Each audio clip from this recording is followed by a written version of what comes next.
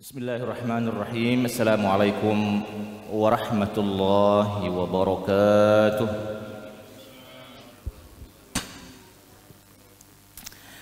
Alhamdulillahi rabbil alamin. Alhamdulillahi hamdan katsiran tayyiban mubarakan fihi. Hamdan yanbaghi li jalali wajhihi wa 'azimi sultanihi. أشهد أن لا إله إلا الله وحده لا شريك له وأشهد أن محمدًا عبده ورسوله وصفيه وخليله اللهم صل وسلم وبارك وأنعم على حبيبنا وشفيعنا ومولانا محمد سيد المرسلين وعلى آله وصحبه وبارك وسلم تسليمًا. أما بعد اللهم ربنا إنا نسألك علما نافعا ورزقا طيبا وعملا متقبلا برحمتك يا أرحم الراحمين. Ma'asyiral muslimin wal muslimat, hadirin wal hadirat, jamaah salat subuh di Masjid Baitur Rahman yang dimuliakan oleh Allah Subhanahu wa taala. Bersyukur kepada Allah Subhanahu wa taala di subuh kali ini kita bisa bertemu kembali dalam keadaan yang sehat walafiat. Salawat dan salam semoga terus tercurahkan kepada baginda kita Nabi besar Muhammad sallallahu alaihi wasallam, yang akhirnya nama beliau ini banyak dipakai oleh kita selaku umatnya. Nama saya juga sebenarnya awalnya adalah Muhammad, kemudian Sayyid, kemudian Mahathir. Dan terus terang pembawaan nama Muhammad ini berat sebenarnya secara moral, bahwa siapa saja yang disematkan baginya nama Muhammad sudah seyogyanya memang dia berusaha untuk tidak mencederai nama dari Muhammad itu sendiri. Dan dalam konteks kekinian kita patut bersyukur kepada Allah Subhanahu wa taala, masih banyak ternyata orang-orang yang sangat peduli dengan kehormatan nama Muhammad ini. Nah, salah satunya adalah beliau yang sering duduk bersama kita, Ustadz Teri Sulaiman. Semoga Allah Subhanahu wa taala menjaga beliau dan menyehatkan jasmani rohani beliau, dan pada akhirnya terus bisa memberikan manfaat untuk Islam wal muslimin khususnya, dan dalam konteks keindonesiaan adalah untuk Islam di Indonesia. Saya mungkin tidak perlu berpanjang lebar karena ini kasusnya sudah sangat viral sekali, dan saya kira Ustadz Dery dan ustadz-ustadz yang lainnya adalah menjadi orang yang pertama dalam memviralkan dugaan penistaan agama yang dilakukan oleh sebuah klub malamnya. Dan alhamdulillah dengan izin Allah Subhanahu wa taala informasinya dari 38 yang mereka punya cabang di Indonesia, 36-nya sudah tutup saja. Sisa 2 ini. Ma'asyiral muslimin wal muslimat yang dimuliakan oleh Allah Subhanahu wa taala. Di subuh kali ini setidaknya ada 5 poin yang saya siapkan untuk kita bahas bersama dan untuk kita sampaikan pada subuh kali ini, dan 5 poin ini masih seputar Idul Kurban karena memang momennya sekarang ini adalah momen Idul Kurban. Mudah-mudahan 5 poin yang disampaikan ini sedikit banyak memberikan pengetahuan dasar kita seputar Idul Kurban.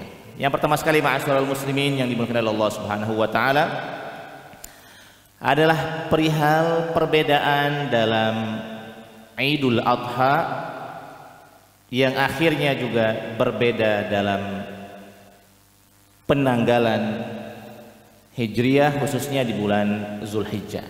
Sekarang pertanyaannya, kalau ditanya kenapa bisa terjadi perbedaan, dalam beridul adha? Jawabannya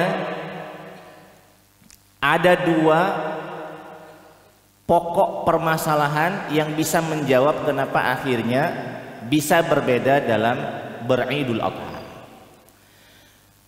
Yang pertama, ma'asyiral muslimin, adalah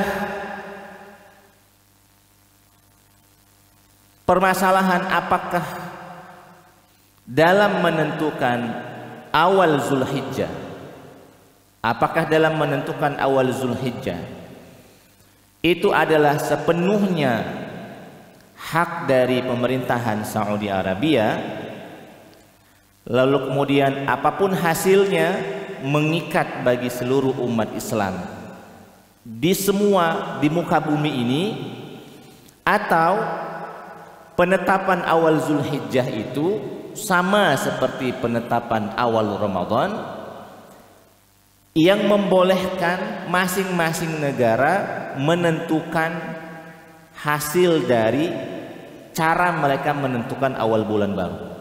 Ini pertanyaan yang sangat mendasar sekali yang harus kita jawab, agar supaya nanti kita sampai pada kesimpulan, oh ternyata perbedaan itu boleh terjadi atau tidak boleh terjadi. Nah, kasus yang pertama ini, kalau untuk Idul Fitri, kalau untuk Ramadan, semua ulama baik klasik maupun kontemporer itu sepakat bahwa masing-masing negara itu boleh menentukan awal Ramadan di masing-masing negeri. Hadisnya hadis Quraib. Ini riwayat Imam Muslim. Sekali waktu sepeninggal Rasulullah SAW dan pemerintahan umat Islam dipegang oleh kekhilafaan Bani Umayyah, dan pada waktu itu khalifahnya adalah Muawiyah bin Abi Sufyan. Ibu kotanya pada waktu itu ada di Syam. Syam itu sekarang ini adalah Palestina, Suriah, Lebanon. Kira-kira ini 3 kawasan negeri Syam. Kalau dulu kita menyebutnya dengan Syam, kalau sekarang sudah terpisah menjadi negara-negara tertentu. Nah, sahabat Nabi yang bernama Quraib ini sekali waktu ada hajat untuk pergi ke ibu kota kekhilafaan Bani Umayyah yang ada di Syam sana. Datang di Syam, sahabat Quraib ini melihat hilal Ramadan itu di akhir hari Kamis masuk malam Jumat. Persaksian dari Quraib dan sahabat-sahabat yang lain yang menyaksikan, yang meru'yat hilal dan mereka melihatnya akhir Kamis malam Jumat ini, akhirnya membuat Muawiyah bin Abi Sufyan yang pada waktu itu menjadi khalifah memutuskan bahwa besok Jumat kita sudah puasa Ramadan dan besok sudah tanggal 1 Ramadan.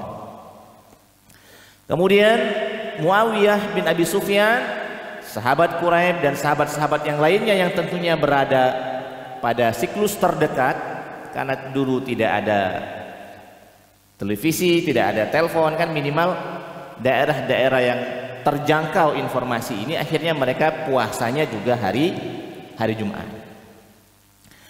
1 bulan setelah keperluan di negeri Syam ini, akhirnya sahabat Quraib ini pulang ke Madinah. Di Madinah beliau akhirnya bertemu dengan sahabat Nabi yang bernama Abdullah ibnu Abbas. Abdullah ibnu Abbas ini dalam dunia akademik, beliau ini dijuluki sebagai lautannya ilmu tafsir. Jadi ini termasuk mufassir, ulama tafsirnya di kalangan sahabat itu, diantaranya adalah Abdullah ibnu Abbas radhiyallahu anhu. Saat bertemu terjadilah kira-kira obrolan singkat, dan di antara obrolan mereka itu adalah mereka bertanya, kapan kalian puasa? Kata sahabat Nabi yang bernama Quraib, kami melihat hilal bulan Ramadan itu malam Jumat. Jadi kami di Syam itu Jumatnya sudah puasa. Bagaimana dengan Madinah? Kata Abdullah bin Ibnu Abbas, kami di Madinah melihat bulan itu malam Sabtu. Jadi kami memulai ibadah Ramadan itu hari Sabtu. Perhatikan, ini sepeninggal Rasul sallallahu alaihi wasallam pada kekhalifahan Bani Umayyah, sistem pemerintahannya adalah khalifah. Sudah ada terjadi perbedaan dalam memulai awal Ramadan. Di Syam orang puasanya hari Jumat, di Madinah orang puasanya hari Sabtu. Sekarang kata sahabat Quraib, ini saya catat omongannya. Kata sahabat Quraib ngomong dengan Abdullah ibnu Abbas, wahai Abdullah ibnu Abbas, awala taktafi biru'yati Muawiyah wa siyamihi, tidakkah antum semua mencukupkan diri dari hasil ru'yatnya Muawiyah, dan tidakkah kalian menyamakan saja dengan hasil yang telah diputuskan oleh Muawiyah sebagai khalifah yang ada di Syam? Kata Abdullah ibnu Abbas, la, enggak. Hakada, ini jawaban Ibnu Abbas, hakada amarona Rasulullah sallallahu alaihi wasallam. Kata Abdullah bin Abbas, enggak, beginilah Rasul memerintahkan kami. Nah, ini hadis sahih riwayat Imam Muslim. Dari hadis ini nanti di dalam bab fikihnya, kita akan mengenal istilah ikhtilaful matali'. Ini istilah ilmiahnya. Ikhtilaful matali' adalah masing-masing negeri punya tempat terbit bulan sendiri, sehingga masing-masing negeri berhak untuk meru'yat hilalnya sendiri-sendiri. Ini ikhtilaful matali. Nah, sekarang pertanyaannya, apakah dalam penentuan awal Ramadan ini berlaku juga dalam penentuan awal Zulhijjah? Disinilah letak perbedaan di antara para ulama. Sebagian dari ulama mengatakan khusus untuk Zulhijjah patokannya pegang kepada ru'yat Mekah, tetapi banyak juga di antara ulama yang lain menyamakan bahwa walaupun untuk Zulhijjah penerapan ini tetap sama saja. Nah, dalam hal ini husnuzon saya pribadi terhadap khususnya pemerintahan kita negara Republik Indonesia yang dalam hal ini diwakili oleh Kementerian Agama, ini menggunakan mazhab yang menyebutkan bahwa masing-masing negeri itu punya tempat terbit bulannya sendiri, sehingga masing-masing negeri berhak untuk menentukan tanggal ibadah di negeri masing-masing, tidak harus ikut Saudi.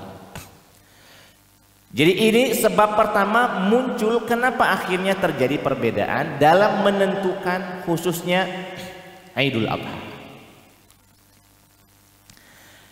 Nah, sekarang sebab yang kedua adalah perbedaan dalam cara menentukan kapan awal Zulhijjah. Perbedaan dalam cara menentukan kapan awal Zulhijjah antara Indonesia dengan Saudi ini relatif sama, karena mereka masih mengutamakan ru'yat dan didukung dengan hisab. Tapi kalau ormas Muhammadiyah yang berada di Indonesia, mereka murni hisab mutlak. Mereka murni hisab mutlak. Sebenarnya kalau kita tanya Muhammadiyah, apakah Anda ikut Saudi dalam penanggalan Hijriyah awal Zulhijjah? Jawabannya tidak. Mereka tidak ikut Saudi. Mereka ngitung sendiri. Kebetulan hasilnya sama dengan Saudi. Jadi Muhammadiyah juga dalam hal ini tidak ikut Saudi. Mereka ngitung sendiri, cuma kebetulan hitungan mereka ini bersamaan dengan hasil ru'yat Saudi. Kalaulah seandainya Saudi menetapkan hasil ru'yat yang beda, Muhammadiyah tetap akan berdiri dengan pendiriannya bahwa hitungan kami seperti ini. Nah, karena Muhammadiyah hisab mutlak dan pemerintah kita menggunakan metode ru'yat hilal, disinilah akhirnya antara Indonesia atau antara Kementerian Agama dengan ormas kita, ormas Muhammadiyah, Maksudnya ormas kita semua, bukan milik saya pribadi.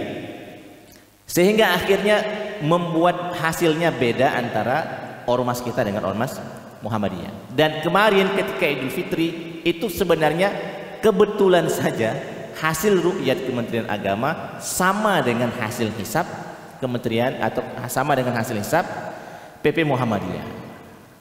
Jadi dua hal ini adalah pertanyaan mendasar yang akhirnya kita ketahui kenapa akhirnya terjadi khilafiyah dalam penentuan awal Zulhijjah, karena memang yang pertama, apakah masing-masing negara boleh menentukan penanggalan Zulhijjah sendiri-sendiri atau mutlak milik Saudi? Nah, jawabannya khilafiyah di antara para ulama. Nah, sekarang yang perlu diketahui bahwa yang berbeda dengan Saudi Arabia sekarang ini bukan hanya Indonesia. Yang berbeda dengan Saudi Arabia dalam penetapan awal Zulhijjah juga Malaysia, berbeda dengan Saudi Arabia. Brunei Darussalam juga berbeda dengan Saudi Arabia. Kemudian Hong Kong juga berbeda, Pakistan juga berbeda, Afghanistan juga berbeda. Jadi ternyata yang berbeda dengan Saudi Arabia itu bukan hanya Indonesia. Nah, dalam hal ini akhirnya kita sadar bahwa negara-negara yang berbeda ini, dugaan saya secara pribadi adalah para ulamanya yang ada di negara itu, mereka semua memahami bahwa dalam menentukan awal Zulhijjah bukan hak prerogatif Saudi murni dan tidak juga mengikat bagi orang yang berada di luar Saudi. Bahwa dalam manasik haji, hari Tarwiyah, hari Arafah, kapan mereka wukuf, kapan mereka menyembelih hewan kurban, khususnya di Saudi Arabia, mereka terikat dengan hasil ru'yat Saudi. Semua sepakat, seluruh ulama sepakat, mereka yang sekarang ini berada di Saudi Arabia terikat dengan hasil ru'yat putusan dari pemerintah Saudi Arabia dalam melakukan amaliyah Zulhijjah. Tapi mereka yang berada di luar Saudi Arabia, disinilah khilafiyahnya. Sebagian yang ngomong nginduk saja ke sana, tapi sebagiannya juga, dan tidak kecil, saya menyebut sebagian ini tidak kecil karena skalanya adalah negara. Banyak juga dalam hal ini negara-negara yang ada penduduk muslimnya mengatakan bahwa kita berhak untuk menentukan tanggal penanggalan Zulhijjah kita masing-masing. Nah, ini poin pertama yang ingin kami sampaikan. Nanti bisa kita buka ruang diskusi jika memang dirasa belum puas. Nah, sekarang poin nomor 2 yang ingin saya sampaikan. Bagaimana dengan puasa Arafah? Apakah harus memenuhi syarat gini? Bagaimana dengan puasa Arafah? Yang harus kita jawab, pertanyaan yang mendasar yang harus kita jawab itu adalah, apakah puasa Arafah itu harus memenuhi 2 syarat atau tidak? 2 syarat yang saya maksud adalah, 1, puasa itu dikerjakan tanggal 9 Zulhijjah, dan yang kedua, bersamaan dengan orang wukuf di Arafah. Ini pertanyaan mendasar dulu yang harus kita jawab. Kalau seandainya kita meyakini bahwa puasa Arafah itu mensyaratkan 2 item ini, 1 tanggal 9 Zulhijjah, 2 bersamaan dengan orang wukuf di Arafah, maka untuk poin yang kedua ini saya yakin semua negeri yang ada di belahan bumi ini tidak bisa bersamaan secara persis.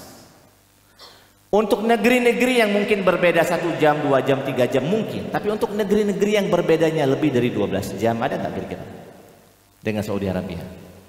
Ada. Misalnya Saudi Arabia siang, dia malam. Saudi Arabia malam, dia siang. Itu yang perlu kita perdalam. Yang kedua, sekarang muncul pertanyaan baru, kapan dimulainya syariat puasa 9 Zulhijjah itu? Kapan dimulainya? Apakah puasa ini disyariatkan berbarengan dengan syariat haji, atau puasa ini sudah ada sebelum disyariatkan ibadah haji? Nah, jawabannya sementara ini jawaban yang saya dapat adalah puasa 9 Zulhijjah ini sudah ada sebelum Nabi pergi haji. Puasa 9 Zulhijjah ini sudah ada sebelum Nabi pergi haji. Makanya dalam sebuah hadis, walaupun hadis ini sebagian ada yang mendoifkannya, tetapi perlu kita sampaikan bahwa riwayat Aisyah radhiyallahu anha bahwa Rasulullah sallallahu alaihi wasallam diduga, saya menggunakan redaksi diduga, bahwa Rasulullah sallallahu alaihi wasallam diduga pernah melaksanakan puasa 9 Zulhijjah, pernah melaksanakan puasa Asyura, pernah melaksanakan puasa 3 hari dalam 1 bulan. Kalau seandainya hadis ini benar, misalnya kuat untuk kita jadikan pegangan, pertanyaannya saat Nabi melaksanakan ibadah puasa tanggal 9 itu, siapa yang sedang wukuf? Padahal Nabi belum wukuf. Jadi supaya nyambung dengan ikhtilaful matali, dengan wahdatul matali tadi, supaya nyambung dengan poin pertama yang pengen saya sampaikan, maka poin kedua ini bagi ulama yang mengatakan bahwa masing-masing negeri berhak untuk menentukan kapan tanggal 1 Zulhijjahnya, saya menduga bahwa mereka mempunyai faham bahwa puasa Arafah itu karena tanggal 9 Zulhijjahnya, bukan karena aktivitas wukufnya. Ada wukuf ataupun tidak ada wukuf, puasa tanggal 9 Zulhijjah itu tetap ada. Misalnya dalam beberapa referensi sejarah, misalnya pernah terjadi, tapi ini memang butuh dikuatkan lagi. Pernah terjadi ada momen di mana pelaksanaan ibadah haji itu misalnya libur karena sebab-sebab tertentu. Ya, libur yang saya maksud yang pertama adalah bisa jadi sebelum Nabi melaksanakan ibadah haji. Ya kan, berarti umat Islam apakah sudah ada yang pergi haji apa belum? Padahal kalau seandainya memang ada umat Islam, ada sahabat Nabi yang pergi haji sebelum Nabi, terus nanti dia tata cara ibadah hajinya ngikut siapa nanti? Apakah ngikut tata cara ibadah haji yang dulu disyariatkan kepada Nabi Ibrahim? Sedangkan Nabi Muhammad SAW mengatakan kalau sholat ikut seperti saya, dan kalau haji juga ikut seperti saya. Padahal pada waktu itu Nabi belum haji. Nah, ini yang pertama. Yang kedua, kalaulah seandainya ke depan, mudah-mudahan tidak terjadi, kalaulah seandainya ke depan, misalnya karena sebab-sebab tertentu, sekali lagi mudah-mudahan tidak terjadi, karena sebab-sebab tertentu akhirnya orang tidak ada yang wukuf di Arafah, apakah puasa 9 Zulhijjah itu juga tidak ada? Nah, jawabannya tetap masih ada. Jadi bagi para ulama yang memahami bahwa 1 Zulhijjah itu berhak untuk ditentukan oleh masing-masing negara, maka mereka nanti akan memahami bahwa puasa Arafah itu karena tanggal 9-nya tidak persis harus sama dengan orang aktivitas wukuf di Arafah. Kemudian yang kedua, di sebelah kiri sini, bagi mereka yang memahami bahwa khusus untuk Zulhijjah nginduk ke Mekah saja, maka mereka ingin menyamakan puasa Arafah dengan apa yang terjadi di Mekah sana. Nah, uniknya ma'asyiral muslimin,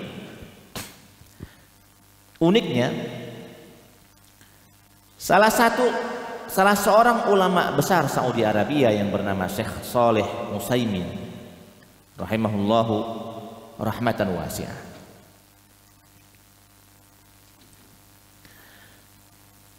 pernah ditanya oleh orang, bagaimana kalau seandainya hasil ru'yat orang di luar Saudi, hasil ru'yat dan hasil hisab orang di luar Mekah berbeda dengan hasil ru'yat dan hisab yang ada di Mekah? Apa yang harus mereka lakukan? Apakah mereka ikut Saudi atau mereka ikut penanggalan setempat? Nah, kata Syekh Shalih Utsaimin, warrajihu, ini pendapat beliau pribadi. Menurut beliau, Syekh Shalih Utsaimin ini ulama besar di Saudi. Semua orang yang pernah sekolah di Saudi Arabia nggak mungkin nggak kenal dengan nama ini. Kalau nggak kenal, keterlaluan. Kata Syekh Shalih Utsaimin, warrajih, yang paling kuat menurut beliau adalah masing-masing negeri boleh menentukan penanggalan 1 Zulhijjah di masing-masingnya. Sehingga kalau seandainya tanggal 9 di negeri itu dan tanggal 10 di Saudi, maka mereka ikut puasanya yang tanggal 9 di negeri mereka, walaupun di Saudi sudah tanggal 10. Ah, ini maksud saya, sengaja saya berusaha untuk menghadirkan ragam khilafiyah di antara para ulama ini, agar supaya kita ini merasa tentram dalam menjalani apa yang kita jalani. Ya, saya tidak bermaksud misalnya untuk mengarahkan ikut yang tanggal 10 Juli. Saya juga tidak mengarahkan ikut yang tanggal 9 Juli. Saya hanya mengarahkan bahwa yang ikut tanggal 10 Juli ini ternyata landasan-landasan ilmiahnya, landasan-landasan pengetahuannya, dan yang ikut tanggal 9 Juli ini ternyata landasan-landasan pengetahuannya. Jadi poin nomor 2 ini, bagaimana dengan puasa Arafah?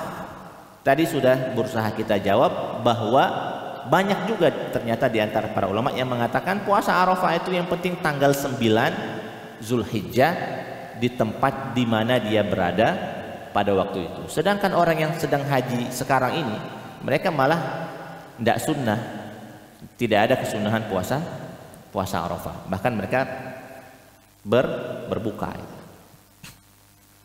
Ini poin nomor 2. Poin nomor 3. Sekarang ada semacam ide-ide dari masyarakat. Bagaimana kalau seandainya kita puasanya ikut Saudi Arabia dan lebarannya ikut Indonesia? Jadi puasanya hari Jumat sebagai puasa Arafah dan lebarannya hari Minggu. Nah, terus terang saya nggak punya jawaban di sini. Maksud saya begini, jangan bimbang. Kalau seandainya meyakini tanggal 9 Jumat, berlebaranlah besoknya, Sabtu itu. Toh tidak ada juga pernyataan dari pemerintah yang berlebaran hari Sabtu kami tangkap, nggak ada kan? Bahkan pemerintah mengumumkan di malam pengumuman tanggal 1 Zulhijjah itu, bahkan di ujungnya pemerintah mengumumkan kita harus legowo dengan perbedaan. Nah, berarti pemerintah juga secara tersurat mempersilahkan bagi yang pengen berlebaran di hari Sabtu. Yang puasa Arafahnya mau hari Sabtu, ya juga konsisten saja. Nanti Minggu dia berlebaran. Jadi terus terang saya nggak punya jawaban ini. Karena yang ada di dalam otak saya ini adalah, kalau memang meyakini tanggal 9 Zulhijjah itu hari Jumat, puasalah di hari Jumat itu. Kalau nanti lebarannya di hari Minggu, berarti antum sholat Idul Adhanya tanggal 11. Dan tidak ada di dalam fikih orang sholat Idul Adha tanggal 11 itu nggak ada. Yang ada itu tanggal 10, versi keyakinan Anda, versi keyakinan kita sebagai yang menjalankan. Sedangkan syarat diterimanya ibadah sholat itu adalah waktunya benar. Waktunya benar, maghrib waktunya benar. Kalau kita sholat maghrib, sholatnya di waktu isya, nggak benar itu. Itu nggak benar. Nah, tapi kalau ada yang bilang begini, nggak apa-apa Ustaz, kami Arafahnya, puasa Arafahnya hari Jumat.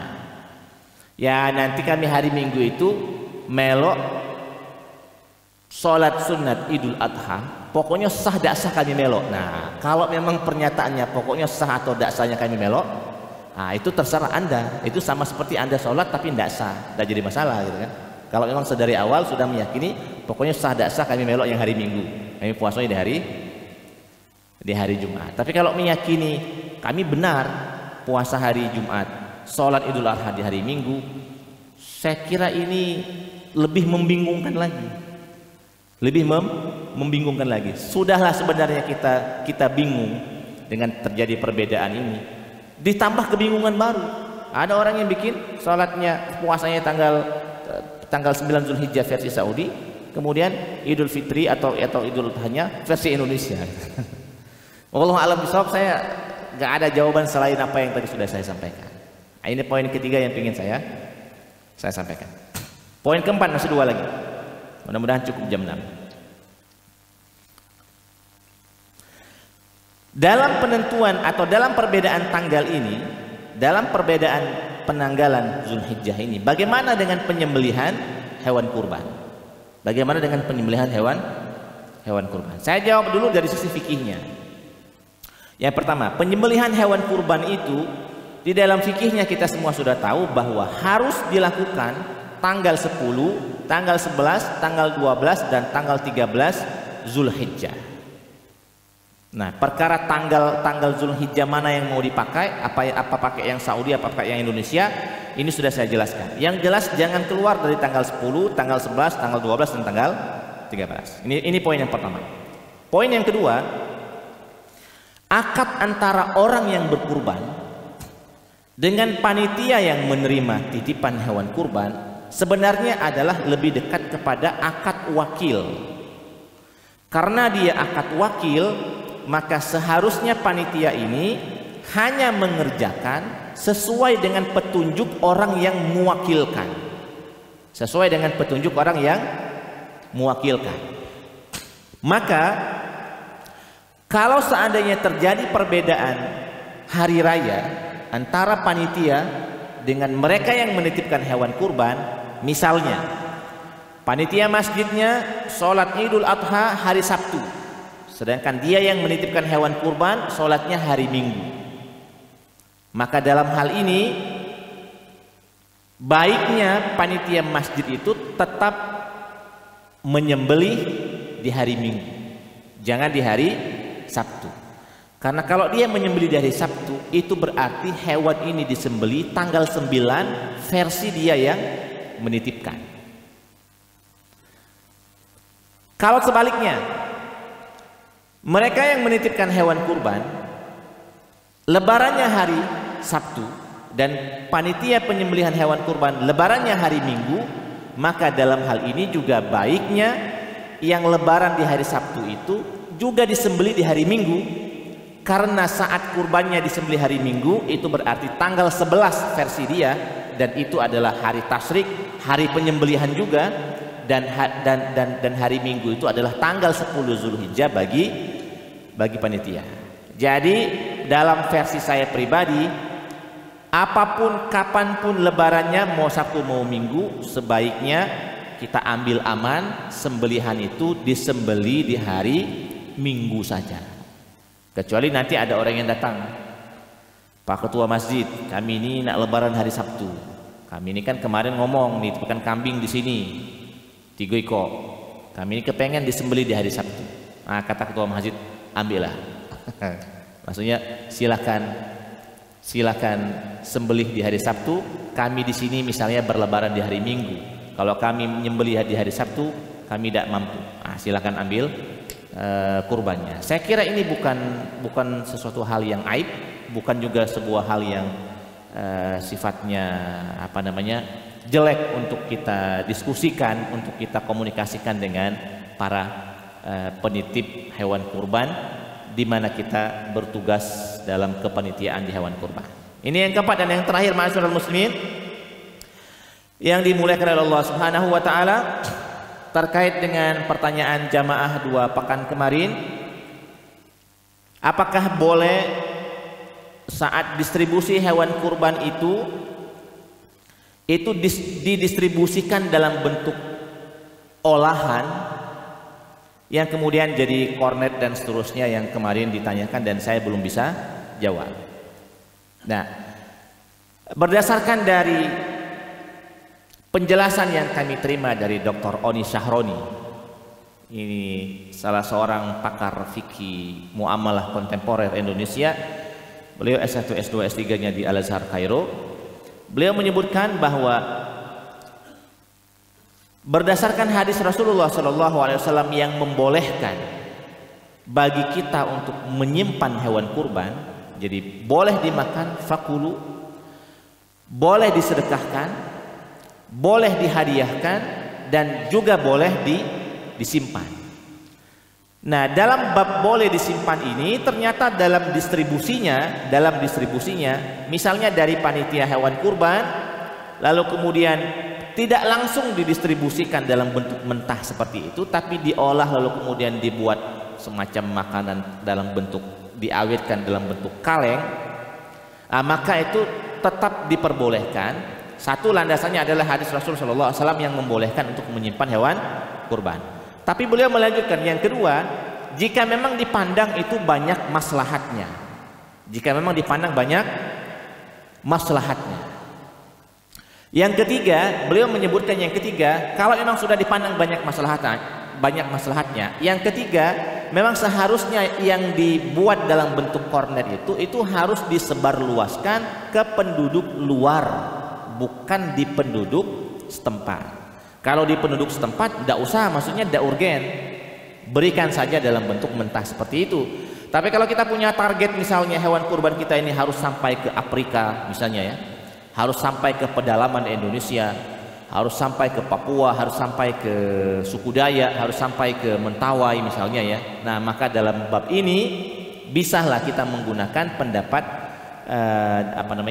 yang membolehkan untuk membuat atau menjadikan hewan kurban ini dalam bentuk kornet, lalu kemudian disebarluaskan ke mereka-mereka yang sangat membutuhkan. Nah, ini 5 hal yang bisa kami sampaikan di dalam kesempatan yang terbatas ini. Mudah-mudahan ada hal yang baru, atau mudah-mudahan ada semacam penguat bagi kita semua, terutama dalam beridul kurban di tahun ini. 2 menit atau 1 menit lagi jam 6 sebelum akhirnya kita semua syuruk dan seterusnya, sebelum semua akhirnya kita beristirahat ke rumah masing-masing, kami persilahkan jika ada yang ingin didiskusikan atau ada yang ingin ditanyakan. Silakan. Waalaikumsalam warahmatullahi wabarakatuh.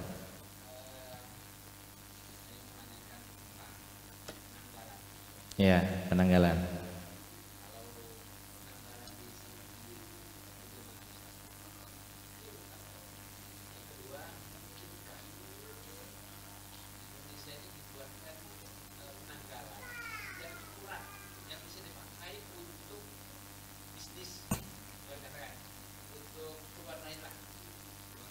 Oke.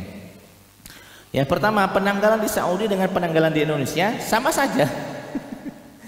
Sama saja. Maksudnya mereka punya kalender, kita juga punya kalender. Kalender kita dengan kalender Saudi sebenarnya sama saja. Karena basisnya adalah, saat mereka bikin kalender ini adalah basisnya ilmu hisab semuanya. Tapi bedanya kalender kita ini kan berdasarkan peredaran matahari. Nah, sedangkan untuk aktivitas ibadah yang ada di dalam umat Islam itu lebih banyak menggunakan kalender peredaran bulan. Kalau peredaran matahari kita hanya memakainya dalam waktu sholat. Sholat subuh kapan? Sholat subuh saat matahari, saat fajar mulai terbit. Sholat zuhur saat matahari berada di atas kepala. Sholat asar saat bayang-bayang sama dengan bendanya. Sholat maghrib saat matahari tenggelam. Sholat isya saat cahaya-cahaya sisa matahari tenggelam ini sudah hilang. Itu fikih zohirnya, fikih mata. Tapi secara hitung-hitungan astronomi itu sudah ada di mereka. Jadi sisanya selain dari waktu sholat 5 waktu, selain dari waktu sholat, sisanya itu menggunakan peredaran bulan dalam sistem waktu beribadah. Kapan puasa, kapan Idul Fitri, kapan Idul Adha, kapan wukuf, itu menggunakan kalender perputaran bulan. Nah, dalam menentukan awal bulan baru itulah yang tadi kita sebut ada terjadi dalam penentuan awal bulan baru. Yang disepakati oleh para ulama itu adalah begini, gampangnya. Puasa Ramadan harus dikerjakan tanggal 1 Ramadan. Syawal, Idul Fitri harus dikerjakan tanggal 1 Syawal. Wukuf harus dikerjakan tanggal 9 Zulhijjah. Idul Adha harus dikerjakan tanggal 10 Zulhijjah. Ini semua ulama sepakat. Nah, yang tidak sepakat itu adalah dalam cara menentukan tanggal 1, tanggal 1, tanggal 9, tanggal 10 itu. Sama seperti khilafiyah dalam masalah riba. Seluruh ulama sepakat riba itu haram. Gak ada yang gak sepakat. Kalau gak sepakat dia bukan ulama. Seluruh ulama sepakat riba itu haram. Sekarang Mana saja item yang riba, mana saja yang bukan riba, disinilah nanti memungkinkan terjadi khilafiyah di antara para ulama. Oh ini bagi kami riba, oh ini bagi kami belum riba. Jadi ribanya haram, sepakat kita, ulama semua sepakat. Cuma dalam menilai apakah itu riba atau bukan, ya di sini memungkinkan kadang-kadang para ulama itu tidak sepakat. Itu yang pertama. Yang kedua, bisa nggak di Indonesia ini dibuatkan penanggalan pasti? Kalau untuk penanggalan kalender yang selama ini sudah kita pakai, bisa. Tapi kalau untuk kalender ibadah dengan menghitung peredaran bulan, kalau berdasarkan ru'yat nggak bisa dibuat kalender pasti. Nggak bisa dibuat kalender pasti. Tapi kalau berdasarkan hisab, bisa dibuat kalender pasti. Nah sekarang yang terjadi permasalahan itu di kalangan elit kita. Elit yang saya maksud ini adalah para ulama, para pemimpin kita. Mereka tidak sepakat untuk menggunakan hisab atau untuk menggunakan ru'yat saja. Dua-duanya ini kelompok besar. Dua-duanya kelompok besar. Sudah banyak mereka yang berusaha untuk menyatukan kalender, khususnya di Indonesia dan di dunia, lewat ilmu hisab, tapi sampai sekarang belum sampai pada titik temu. Belum sampai pada titik temu. Saya nggak tahu kira-kira tahun kapan nanti, mudah-mudahan ada titik temu. Dalam bayangan saya begini Pak. Sekarang ini Kementerian Agama kita kan dipegang oleh NU ya. Kita sudah maklum lah ya, itu jatah NU kira-kira kan. NU sendiri mereka menggunakan metode ru'yat ini yang paling dominan. Metode ru'yat. Nah, kira-kira kalau seandainya tahun kapan nanti Kementerian Agama ini dipegang oleh orang Muhammadiyah misalnya, lalu kemudian Muhammadiyah dalam menetapkan kalender-kalender ibadah-ibadah amaliyah-amaliyah umat Islam menggunakan hisab, pertanyaannya, mungkin gak NU juga nanti akan ngomong, menurut kami dan kami berharap kepada seluruh penduduk Nahdiyin, kita akan berpuasa tanggal 1 Ramadan tanggal sekian, berbeda dengan pemerintah. Dugaan saya juga akan terjadi seperti itu. Dugaan saya. Karena sekarang ini yang di atas adalah metodenya ru'yat dan banyak komunitas NU di sana. Kemudian Muhammadiyah tampil dengan penanggalan sendiri. Nanti kalau saatnya tiba waktunya Muhammadiyah memimpin jadi Menteri Agama, dugaan saya ya tetap aja sama, bahwa mereka yang berpegang dengan ru'yat tetap ada dan banyak juga. Kira-kira itu.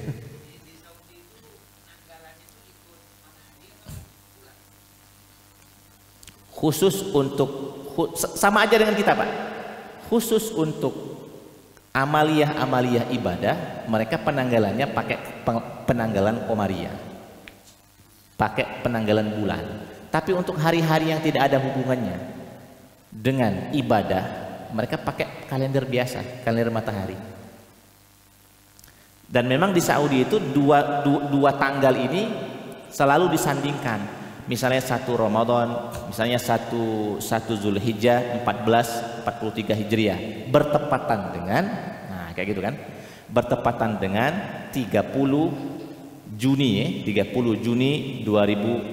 Mereka selalu menyandingkan dua ini. Di kita penyandingan dua ini hanya ada pada momen-momen saja biasanya. Momen haflah dibuat tanggal. Kalau tanggal surat kita nggak pernah pakai itu. Kalau di Saudi tanggal surat mereka masih menyandingkan dua tanggal ini, tanggal Qomariyah dan tanggal Syamsiyah, kayak gitu.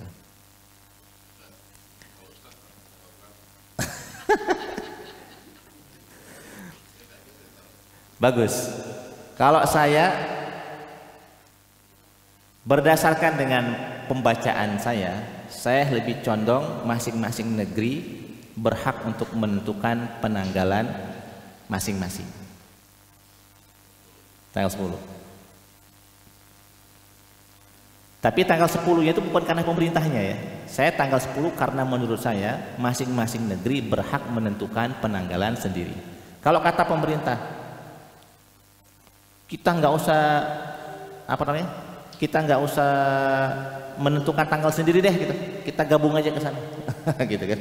Ya mungkin karena saya nggak ada pengetahuan untuk menentukan awal bulan, saya juga akhirnya akan ikut. Assalamualaikum warahmatullahi wabarakatuh.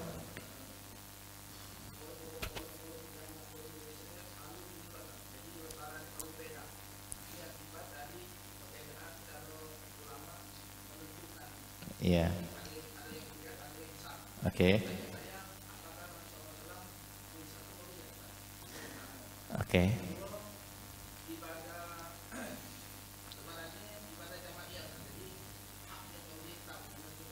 Oke.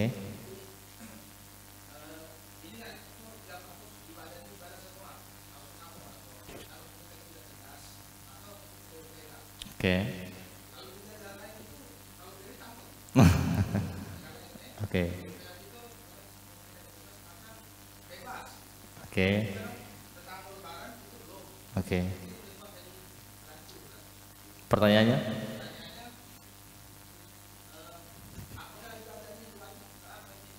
Oke.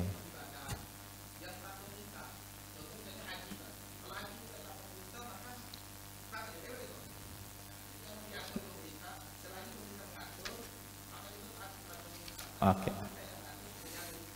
Oke. Oke. Oke. Wais, banyak. Silakan. Lanjut.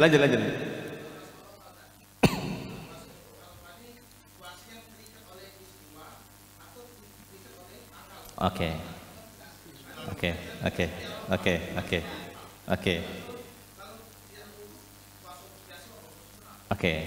Oke, cukup.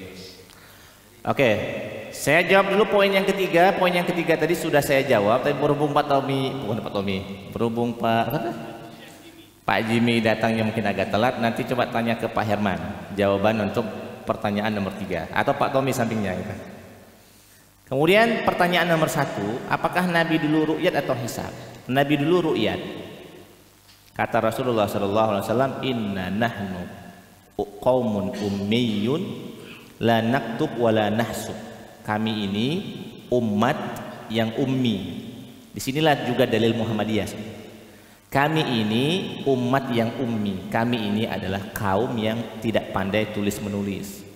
Pokoknya bulan itu kalau tidak 29 30. Kemudian muncul hadis yang lain, sumu li ru'yatihi wa aftiru li ru'yatihi.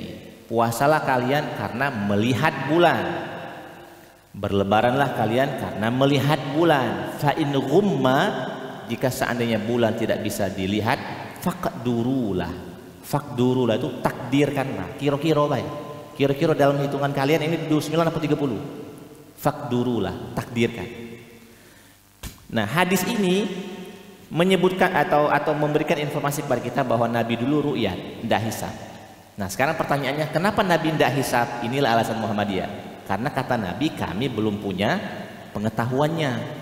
Sekarang pengetahuan hisab sudah ada. Apakah dengan pengetahuan hisab yang sekarang ini sudah ada dan bahkan tingkat kesalahannya sangat kecil, itu bisa menggantikan hadis ru'yat atau tidak? Nah, ini perdebatan lagi nih di kalangan elit, gitu kan, kalangan elit. Kalau masalah ru'yat atau hisab, yang jelas Nabi ru'yat. Itu yang pertama. Yang kedua, apakah dalam tata cara beribadah kita ikut pemerintah atau tidak? Begini, untuk ibadah-ibadah yang memang secara khusus pemerintah terlibat di sana secara khusus, maka memang saya menggunakan redaksi baiknya ikut pemerintah untuk khusus untuk ibadah-ibadah yang di sana pemerintah terkait ikut nimbrung secara khusus. Misalnya tadi pergi haji, ikutlah pemerintah. Kata pemerintah pemondokan di sini, kata pemerintah buat paspor, kata pemerintah begini, kata pemerintah begini, ikutlah. Tapi kalau untuk ibadah-ibadah yang sifatnya pemerintah membiarkan, memberikan ruang terbuka, misalnya kapan mau melaksanakan pernikahan, misalnya kan, terserah gitu kan, mau minggu, mau ahad, silakan. Walaupun misalnya himbauannya, saya kata pemerintah kan misalnya menghimbau, himbau itu saja kan, menghimbau itu kan mengharap itu ini adalah kosakata yang tidak pasti, kosakata yang tidak tegas. Kami menghimbau, kami mengharapkan yang ada di luar masuk. Ini kan kosakata yang tidak tegas. Ya karena cuma berharap ya udah jadi masalah, kami duduk di luar kan. Coba kalau ngomong yang ada di luar masuklah ke dalam, kalau udah baliklah kan. Kurasa pilihannya lain kan. Masuklah wong kan, karena dia omongi tegas. Aman kamu balik main. Kamu duduk di luar kan. Nah karena pemerintah sendiri menggunakan redaksi yang juga tidak tegas, disinilah akhirnya ibaratnya secara tidak langsung pemerintah itu juga memberikan kebebasan. Jadi kalau seandainya kita berbeda dengan pemerintah, apakah salah? Jawaban saya sih tidak salah, karena pemerintah sendiri memberikan kebebasan. Memberikan kebebasan. Dan khusus untuk Zulhijjah juga sama, pemerintah dalam hal ini saat mengumumkan tanggal 1 Zulhijjah kemarin, pemerintah di ujung ngomong kita harus lega, kita harus menghargai pilihan masing-masing. Nah, itu berarti kan pemerintah dalam hal ini secara tidak langsung juga memberikan kebebasan. Ya yang jelas, saya sering ngomong gini, yang jelas tidak ada perbedaan antara kita itu, semua kita itu puasa Arafah tanggal 9, Idul Adha tanggal 10. Nggak ada yang beda, cuma beda hari saja gitu. Tanggalnya sama. Tanggalnya sama, mau beda hari Pak gitu. Sama tanggalnya. Di dalam surat sama, kalau kita bikinkan sertifikat sama tanggalnya 9 Zulhijjah kalau 10 Zulhijjah. Jadi sekali lagi untuk orang yang berada di Saudi nggak boleh mereka wukufnya Sabtu, nggak boleh. Mereka terikat dengan hasil ru'yat dan ketetapan dari Saudi. Nah khusus untuk di luar Saudi ini yang tadi saya sebutkan, apakah harus ikut sana atau boleh menentukan ru'yat sendiri masing-masing lokal. Nah, atas nama pribadi, saya lebih condong ke pendapat bahwa masing-masing negeri dalam momen apa saja, baik dalam momen Ramadan maupun dalam momen Zulhijjah, itu boleh untuk menentukan penanggalan sendiri, tidak harus ikut ru'yat orang. Asalkan petugas dan jamaahnya berbeda, kalau saya tidak jadi masalah. Asalkan petugas dan jamaahnya berbeda.